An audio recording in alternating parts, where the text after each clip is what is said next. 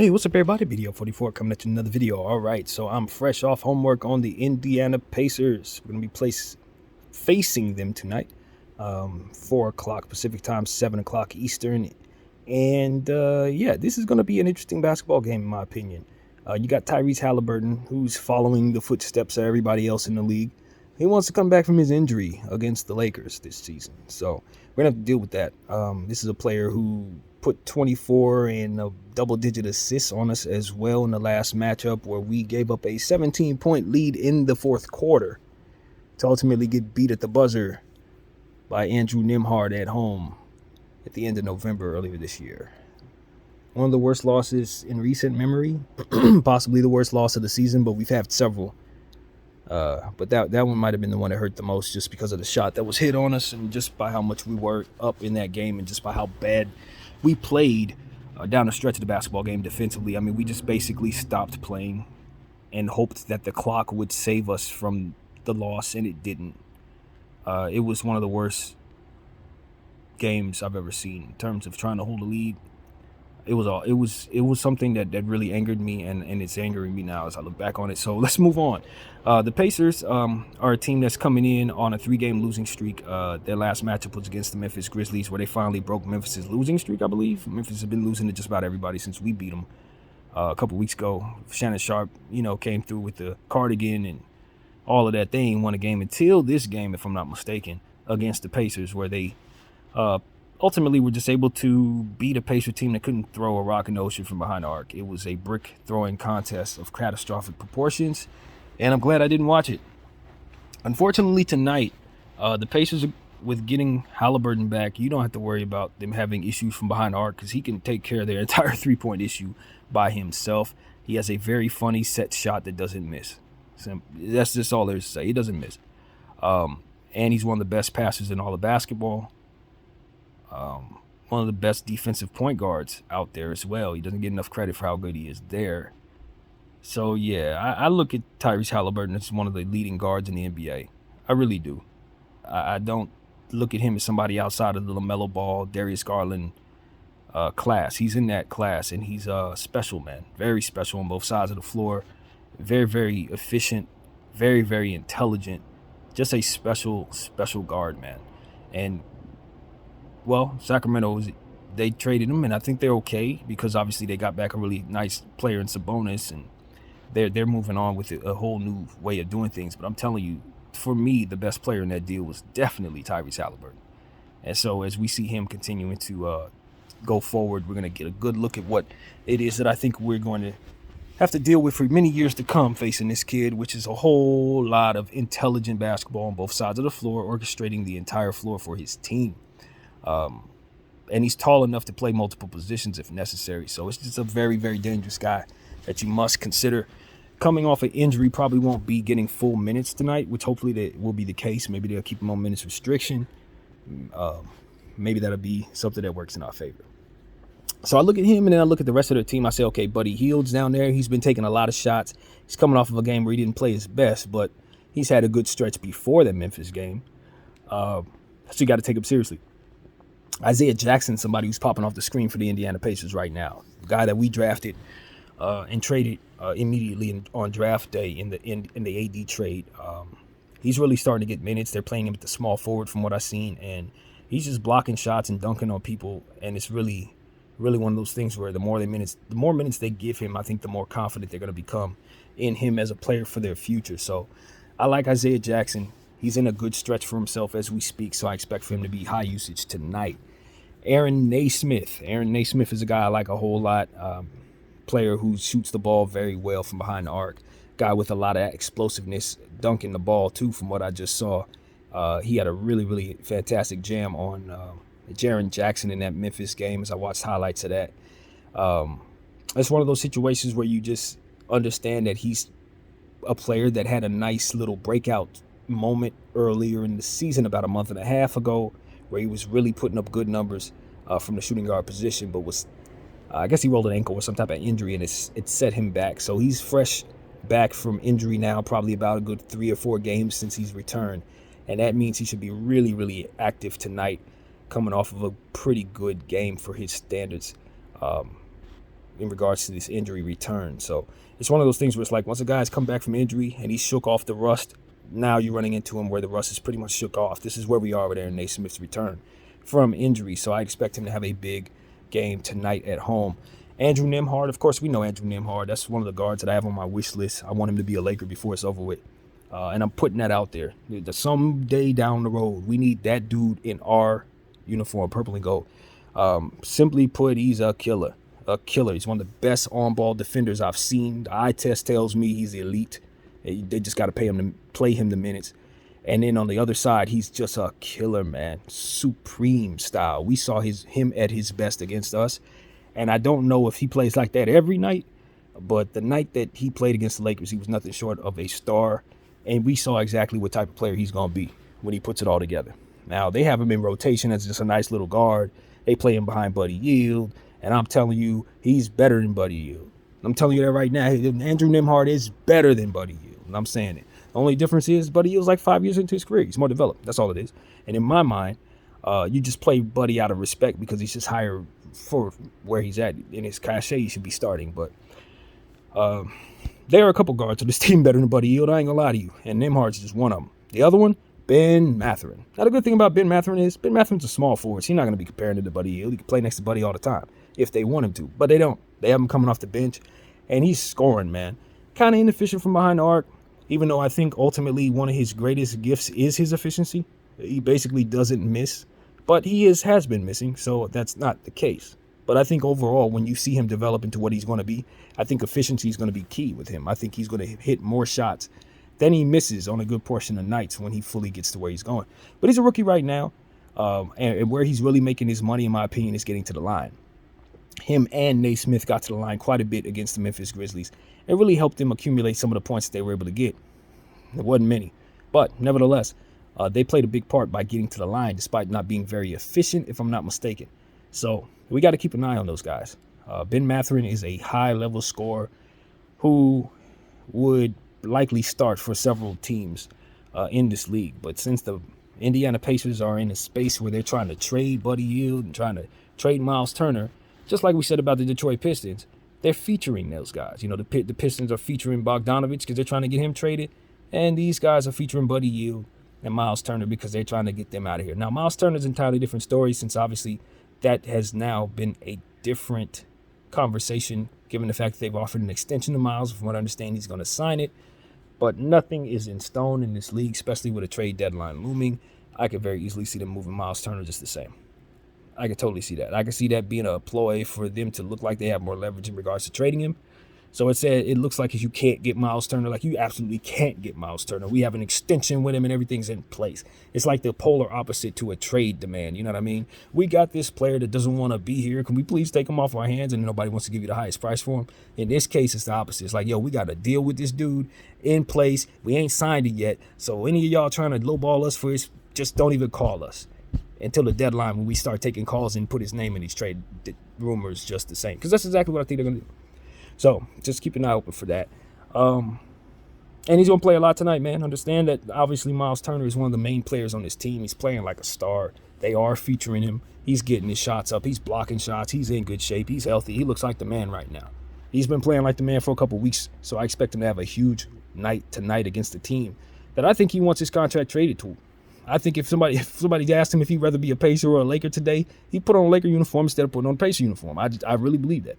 It's just about whether or not he can get the bag from the Lakers, whether or not they could trade him, would be willing to trade him, et cetera, et cetera. But Miles Turner is a player who's been with the Pacers his entire career, and they ain't won nothing. Let's just be honest. They ain't won nothing. So both sides, in my humble opinion, should be looking to move on if the bag isn't right. Legacy player, I don't believe in legacy players for situations where no one's won anything. Like I feel the same way about Bradley Beal. It's like, why are we having a farewell thank you for staying when you ain't ever done nothing? You got to win for me to want you to be here, but I'm a Laker fan, so that's a different story. Whatever the case, we didn't win the last time we played against the Pacers, so we got to come into their house and serve them a loss.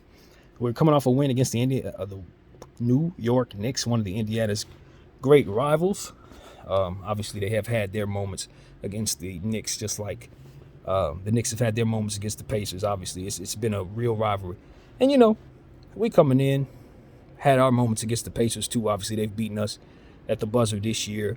I remember a distinctive year where they had a game where they ball bounced on the rim and bounced in at the buzzer in their building. We've lost a lot of games against the Pacers over the years. For the last 30 years I've been watching the Lakers, I'd be surprised if we were more than 500 against the Pacers. We just tend to drop games against them no matter what era it is. So I'm hopeful that doesn't continue to carry forward like it had already this season, despite being up 17 a damn game. That we'll find ourselves in a situation where we can, like against the Knicks, beat this team in a close game if it comes to that, which it probably will. Got to talk about the Lakers and what it is that they do to make those games close. We've got Patrick Beverley, who's probably going to be coming back tonight. He's listed as probable. And that's not a good thing for me. As a fan, I'm sorry, you guys. You know, I like being nice. I really do. I like having good energy. But we're at a point in our season where every game matters. I was listening to Trevor Lane this morning talk about where we are in the standings, and we're waiting on certain teams to lose, and they're not losing. And we just cannot afford to do things that do not work just for reasons that don't make sense. And that's all that I can really say. People want to tell us about small ball being something that we want to use for foot speed and continue to lose doing it. So for me, it's like, if we're going to do this Darvin and the Chipmunks thing, it's going to lead us right into a played-in tournament fight, dog fight. But if we can go to the stuff that worked against the Knicks a little more often, give Max Christie his minutes, play Wenyen Gabriel a little more, or a lot more for that, since he didn't get a dang minute in the last game, play Thomas Bryant more, and continue to start Troy Brown, continue to give Rui Hachimura the same types of looks, continue to give Anthony Davis what he needs to be his best out there in regards to getting him the ball in the second half like we did against the Knicks. If we can do those things on a regular basis, continue to keep size on the floor, unlike what we do most of the nights, I think we can beat the Indiana Pacers and probably beat a lot of other teams too. But given the fact that we tend to use continuity as an excuse to do this small ball thing, we're continuing to consistently find ourselves with losses. And so I'm not a fan of Darvin Ham's rotations. I honestly have mentioned that more than enough. I think everybody's probably tired of me mentioning that. But we're at a space where it was a sight to see having Patrick Beverley not be out there and forcing Darvin Ham to use other options, which required size to be on the floor. That was something that was good for everybody. Dennis Schroeder played a good game. LeBron James plus minus was amazing. We had a good entire game from just about everybody. Russell Westbrook was a better player for us that day. Even in the final minutes of the game, we saw the Lakers do things that helped them win. The final minutes of the overtime, we saw Russell Westbrook lead the team in regards to getting the ball to Anthony Davis, hitting good rhythmic shots, making sure that he did what he needed to do to just help the team defensively. Everybody was better. And I'm not saying Patrick Beverley makes everybody worse, but I am saying that when you put him in the lineup for 35 minutes, it rotates the rotations in such a way that you have to force to run small ball just for everybody to get their minutes.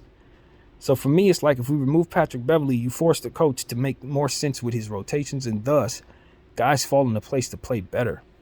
So that was my thing. I did not have any problem with Patrick not playing, and I have a huge problem with him coming back, and it's only because of how he's used. Only because of how he's used. So that's what I have to say, man. I dread it. I dread it. I know it's probably going to be a situation where Pat probably plays well. If he's healthy enough, he'll do what he does. But if you look at what's going on around him, it's harder to make things make sense around him. And that's the problem. So that's what I'm hoping the coach will just,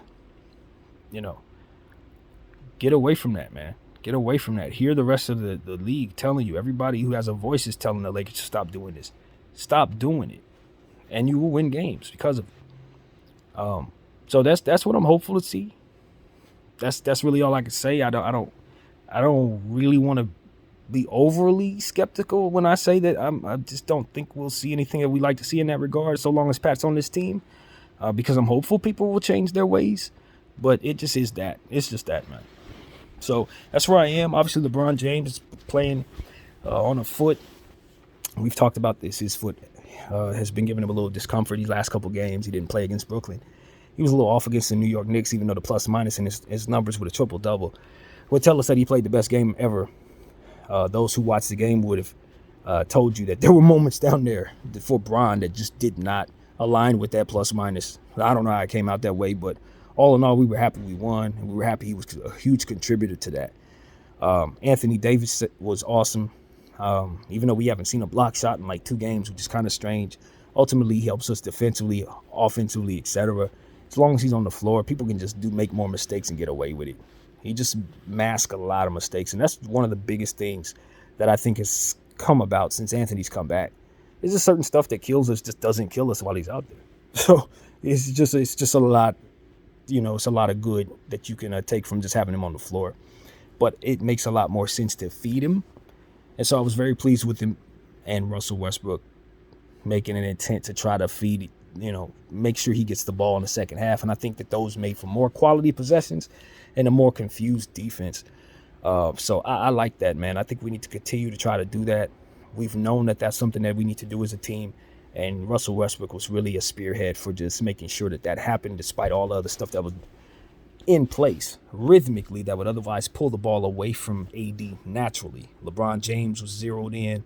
He had the ball. He's doing his thing. But it's like, we got to snap out of that for the betterment of our strategy and just be smart about what it is that we're trying to do as a unit so that we can set defenses up to fail. And that is exactly what I think we're going to do tonight. You give Anthony Davis the ball, regardless of what the heck the game is telling us. You feed him, regardless if he's hot or not. You feed him because it's about the repetition and the intent on making sure we keep him active, because he ain't going to call for the ball like Shaq. He ain't going to call for the ball like Powell. If we don't get him the ball, he'll just jog out there and fall asleep. So we need to be intent on making sure that that doesn't happen so we can get the most out of Anthony Davis and not have him running back and forth for no reason. Ultimately out there trying to get hurt again. So that's what it is, man. We know if we feed him with intent, help him overcome that, he's going to give us better numbers than anybody else. Pretty much. Like, he's going to be up there with the Jokic and Doncic and Giannis. So we got to feed him, and we can't wait for him to tell us to. So that's what it is, man. I like that. Rui Hachimura needs his looks. He played an excellent game against New York. We just got to keep on putting him in those rotations that allow him to do those things and keep a guy like Wenyen Gabriel, Max Christie next to him so he can have the help he needs, just like everybody else at that front court needs that help with the 50-50s, the tips. We mentioned it a trillion times. I just want to see the Lakers execute with some sense. Put those help defensive players that play two-way on the floor to help us, since we love using one-way players like Thomas Bryant and Patrick Beverley. They don't give us enough on both sides of the floor. That's what it really comes down to. So please, can we get the Troy Browns and the Wenyen Gabriels and the Max Christies on the floor? They are two-way guys, and they help us a lot. Dennis Schroeder's been helping us more on the defensive end as well. I have to give him his credit on the defensive end. He's just been popping all over the screen in that way while still doing the things on the offensive end that make it all right. So I'm very happy with him. On the defensive end, I just got to mention that it's been about 6 games where he's just done a bunch of stuff that I didn't even identify with him on the defensive end. So he and Russell Westbrook more so just in the fullness of the season, taking on certain defensive assignments when he's been known to be a defender that is not very good. He's been helping us specifically on defensive assignments that we put him on repeatedly. Bigger players, he's been killing them. And against Julius Randle, he was doing that just like that. He was stealing the ball from the man, bodying him up, and being as strong as we needed him to be against a player that I think is too strong to be banging up against the likes of LeBron James. So if he wants to take on those punishments and he's going to get success in those situations, I think that that's about the best thing you could say about Russell Westbrook, period. Taking on defensive assignments of bigger players, that's bigger than anything else he's given us, truthfully. So for me, I just want to give him his kudos. I thought the New York game was a shining light on why he still has value, why teams should be willing to trade for him and not try to take 2 picks from us to do it, because he can help you just like he's helping us. And maybe he plays better for you than us because he got some stuff here going on with the Lakers that I just don't think makes him very comfortable. But if he were in somebody else's unit, I'm sure he'd be comfortable because he plays better on the road than he does at home. So that's what I got to say. But for the time being, he's been a great player for us over these last 24 hours. It's day to day. You know what I mean? It's up and down, up and down, up and down with us. But he was great against the New York Knicks, and we needed everything he did. Everything he did. So hopefully he can give us some good tonight. Obviously, against these Pacers, we all should have a bad taste in our mouth about the Pacers. Just like we should have had a bad taste in our mouth about the Celtics. We went in there and let them beat us again without any concern, without any self-respect for how they beat us the first time. I just don't want to see a repeat offense. I don't. We let the Philadelphia Sixers beat us twice, embarrassingly. We let the Charlotte Hornets get us. You know what I'm saying? The Portland's beat us in embarrassing fashion. Every team that we want not to beat us in embarrassing fashion is seemingly giving us a loss this season. The Pacers are a team that's already done that. I really, really want to return the favor tonight, you guys. I really do, man. Rui Hachimura was not a part of that team last time, so hopefully he can give us a little bit more of what we're talking about. We just need size on the floor. We need to respect the offensive rebounds. We need to respect the fact that the Pacers are hot and cold from behind the arc, so play it by ear. Just like we said about Quentin Grimes, he wasn't really hitting it. Just like we said about Jaren Jackson, he wasn't really hitting it. The entire Pacer team is up and down right now, and they're coming off a down game, but they shot like 20% from behind the arc. If they're going to carry that into their building tonight and shoot like that against us, it'll be just fine. We'll work right into our favor. But we do understand they have real shooters. Buddy Hield, Tyrese Halliburton, Aaron Naismith, Ben Mathurin. They can all hit multiple threes on you. No problem. Miles Turner, also a three-point shooter. Do not let the tall dude fool you. He will stroke 4 or 5 threes from behind the arc with no concern. If he's trailing, if all these other guards are running down the floor and you don't see him, you better get to that three-point arc because he's going to look to trail, and Tyrese Halliburton is going to find him the ball, and that's going to be the end of that. They run it all the time, so do not think for 1 second that he won't stretch the floor on you tonight. McConnell, man. And now, for some reason, Tyrese Halliburton doesn't play. We need to understand that TJ McConnell is coming off a game where he was 0 for 5. Now, normally, just like I would say with the three-point shooting, you say, just play it by ear. If he's missing, play off of him. Not TJ. Not TJ. TJ's one of them dudes where because he went 0 for 5 in the last game, I'm very concerned he's going to go crazy tonight. If you go and look at a game that he had maybe 3 games ago, he put up superstar numbers. And I tell you, every time somebody goes down, he balls out. Just like I used to say about Terry Rozier when he played for the Celtics. He's one of them dudes where if he just gets an opportunity, he's going to show people that he can actually start. I said the same thing about Ty Jones. If he gets an opportunity, he's going to show people that he can actually start. TJ is a orchestrator and a defensive pest. Okay, that's what he is. He's an orchestrator, which means he's doing things on the offensive end that gets people involved in his buckets for his team. And on the defensive end, he's Alvarado. He's Patrick Beverly. He's Marcus Smart. He's looking to catch you slipping. He's looking to take the ball from you. And that is what you need to understand. You're not safe with him on the floor.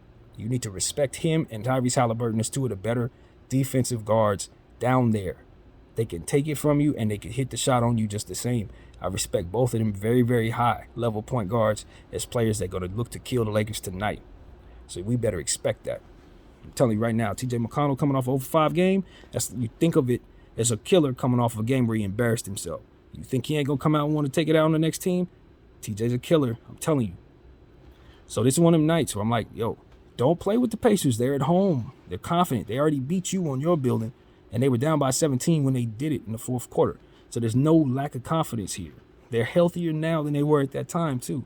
With Halliburton being on the floor, Naismith, all these guys, they're doing just fine.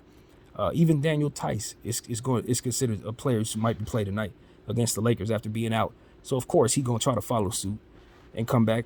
So it's one of those situations. Lakers got to be on their toes tonight. Austin Reeves is still missing in action. I'm concerned. I don't know if the rest of Laker Nation is concerned, but I'm concerned. Austin Reeves' hamstring should not have taken this long to heal. Something else is going on. I'm concerned. So these are things I'm looking at. We tried to work Lonnie Walker back into the equation. He was an 0 for gopher. He shot nothing from behind the arc. We need not break our backs trying to get him reacclimated into what it is that we do. We've already surmised that we basically don't need anything that he does. If he ain't going to be able to defend on one end, all the scoring that he does is not necessary when we got Anthony Davis, LeBron James, Rui Hachimura, et cetera, et cetera. So we need to be real about Lonnie and trade him. I'm not even holding no punches no more. We got to be surgical about what we're doing. Because if a player has value, and we definitely know he does, and he can dunk the ball, shoot the ball, and do all the stuff that he does, but we can't play him outside of the shooting guard position because every time we put him in other positions, he can't defend worth a damn, we got to move him. Because coaches going to continue to put him in situations that he doesn't succeed in, and his value is going to continue to decrease on our team and probably walk and get a different bag somewhere else. This is what I know is probably on the way. Same thing I feel about Thomas Bryant. I love what Thomas brings to the table, but if coach ain't going to play him, he's just a decreasing player on our team who's not getting the value right. So for me, it's like, our coach, He's not going to use our roster in ways that I like. So we got to take those players that can really, really play on this roster that he doesn't use and get something for them if they're expiring. Because if they can't help this unit and the coach ain't going to use them, they're just good pieces that we need to be other pieces that he will use. So that's what we got to be honest about. All this talk about bringing a center onto this team, if he don't want to play the centers we got, what's the point? You know what I mean? So if he thinks it's a guards league, maybe we need to overload him with guards so we can have the small body he's looking for. But the problem is, if you do that, you're going to leave yourself at a disadvantage in the areas we've always been, no matter how talented those guards are. They could be Fred VanVleet and Kyrie Irving. They still going to get rebound over. Don't matter. So that's something we got to be honest about as we continue to keep the small ball mantra that continues to fail us. So that's what it is, man. Welcome back, Patrick Beverley. Look forward to seeing you play well. Unfortunately, I know you won't because that's the coach's circumstance that he puts you in to make it so that you can't. It's impossible. You know, he keeps him down there with small players. How the heck can he do what he needs to do? So that's what it is, man. I know I sound pessimistic. I sound maybe even disrespectful to some people, but at this point, I'm a frustrated Laker fan that knows that my team is going to continue to lose because of stuff that it's been doing because the coach doesn't want to change or front office doesn't want to change or what have you. And LeBron's running around. AD's running around. This isn't an aimless situation. These guys are superstars with their game on the line. They're not durable at this point. They don't have a whole lot of time. So we don't have a whole lot of time to bring them what they need or to do what it is that we need to do to make them right. Having rookie coaches making rookie mistakes, we don't have the time. That's what it really comes down to. We're losing games in a season where we don't have it to lose because it ain't no guarantee he's going to have a full healthy season next year. Ain't no guarantee he's even going to re-sign with us the year after that. And we're playing around. So let that be understood as we're continuing to do certain things that just don't strategize properly, leaving ourselves with roster spots of players we don't use or our roster spots without players on it. We're running out of time. So that's where we at with that, man. As far as the Indiana game tonight, we'll do the best we can to beat a team that we should have beaten already once this season. That 17-point lead wasn't a fluke. We had them. We just didn't close them. So get them again. Tyrese Halliburton didn't stop us from getting that 17-point lead. No different. He won't stop us from getting the one we're going to get tonight if we do what we're supposed to do. This is a team that has some nice players on it, but they're not better than the Lakers, especially if Anthony Davis and LeBron James will play. They shouldn't be able to beat us. And they shouldn't have been able to beat us in that last one. Obviously, we're looking at Russell Westbrook, asking him to continue doing what he did. Had an excellent game in the state of New York. City of New York, rather. Madison Square Garden, he balled out. Brooklyn. Think he did some good things against Brooklyn. I honestly don't remember. I'd have to refresh myself. But against the Celtics, I believe we didn't get the most out of him. In fact, I think that was a game he didn't show up at all. So it's up and down with him. We're going to need him to be up if we're going to be up. Because if he's going to be down, we definitely going to be down. That's just how it goes. We cannot succeed if he's getting 13 and 3, and that'd be the stats right there. 5 turnovers. We can't succeed. We can talk about all the different tendencies the Lakers have as a team, but we need Russell Westbrook to at least continue to do the things that he did against the Knicks, to keep AD involved and to not take possessions away from Anthony. Same with Bron. Keep Anthony involved and don't take possessions away from Anthony. We must respect what we've learned about our team, which is that he's our best player and that he gives us our best chance at a championship. Everything else is just us trying our very best. Even with Bron, we're trying our very best. But he's going to affect winning, and we can't let our ego or our politics get in the way of what it is that we're trying to do, which is, as a unit, make it so that our effort isn't wasted. Let us win. So that's what I got to say, man. Keep an eye on Miles Turner, Tyrese Halliburton, Buddy Hield, Isaiah Jackson, all of these different players, Ben Mathurin. They must be taken seriously, man. Ben Mathurin's, I'm expecting him to get over 20 points off the bench tonight. I'm expecting Naismith to give you 15 points off the bench or more. You know, Jackson, 15 points possibly. So we need to understand it's going to be a high assist night. Halliburton's weapons are all more healthy than he is. What does that mean? That means high assist night. That's what that means. That means if he's the guy who's hobbling, that means everybody around him is going to be flaring off as he sends passes their way and shoots 3-point shots. So we need to contest those. We need to be understanding of what it is it's going to take to rebound the basketball against this team. They do have Turner. They do have these guys, Jackson. Smith is falling out of rotation. He may get some minutes tonight. I would expect he'd want to rebound a lot since he's lost his rotation minutes. So if he gets on the floor, look for him to have a lot of energy. That's a high-level talent that's kind of slipped as Isaiah Jackson has slipped up into the depth chart. So I know what Jalen Smith can do. And if the Pacers don't want Jalen Smith, we definitely need to acquire him. Lakers. Acquire Jalen Smith. So that's something I want to say as well. If you're going to do a deal with the Pacers, make sure he's a part of it since they ain't using him. So these are things I'm looking at, man. I like the Pacers team as a whole. As I said, I haven't changed my mind on Buddy Hield. Ain't no way I'm going for his contract. I'm not a Buddy guy. Turner, you know what I'm saying? His contract is now in place. The extension, I think, is agreed upon, so we'll see what they do there. But the players that I want on this team are the other guys, man. The other guys. Jackson, Naismith, Duarte, who wasn't mentioned, must be mentioned. He's been playing well as of late as well. Since, in fact, I mentioned him on this channel. I think it was about 3 weeks ago. I told you guys that Chris Duarte had fallen out of rotation with other guys stepping up, so we need to take a look at him. And then, like, the very next game, they started playing him in rotation. So he's been playing ever since. And he's been playing well ever since. No surprise to me. So they just got a bunch of guards, man, which is why I want us to try to get some of their players off of their team, because they do have an overload of players with upside that they're not going to be able to use properly. So if we could send him a Patrick Beverly, maybe send him a Lonnie Walker, we could take some of those players off their team. So that's what I want the Lakers to try to explore doing, man. Try to send them something and get back something, since they've been talking to us for so long. We can get a smaller deal with them. I'm sure we can get something done. So that's really where my head is, man. Trades. We're 7 days away from the trade deadline, or 8 days or something like that. So we're really close. LeBron James is less than 100 points, about 100 points away from Kareem Abdul-Jabbar. So we'll be catching him in about 3 days, 3 games rather, or something like that. I feel a lot better about that record being broken than I did as it was leading up to it. The closer we get to it, the better I feel about it as a fan, because I feel like LeBron James has won me over in regards to what I wanted to see from him.